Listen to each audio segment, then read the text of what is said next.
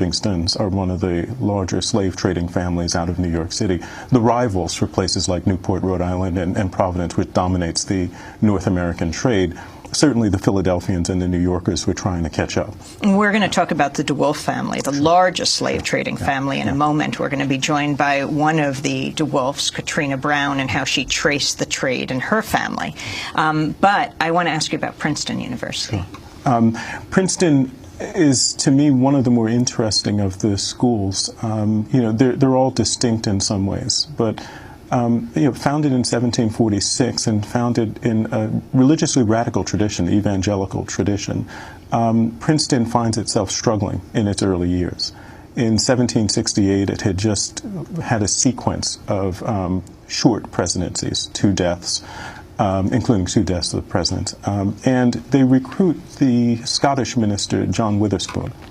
One of the Princeton alumni, then the College of New Jersey, is actually studying medicine in Edinburgh.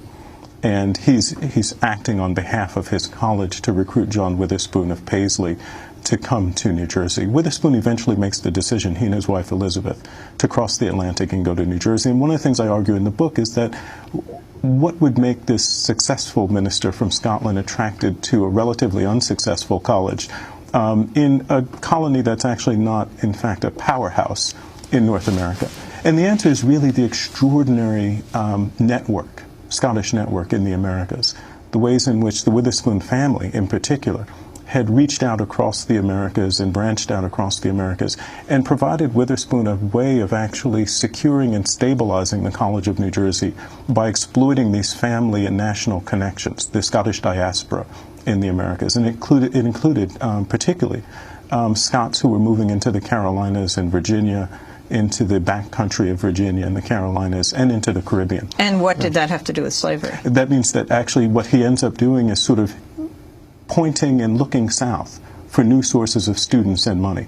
As soon as he arrives, in fact, shortly after he arrives, he publishes a missive to the West Indies in which he promises the planters of the British West Indies that their sons would be better off in Princeton, New Jersey, which is intimate and close enough where the faculty take very good care of the boys, rather than sending them to England, where young men from the West Indies are known to be wealthy and get preyed upon by people of loose morals and broad ambitions.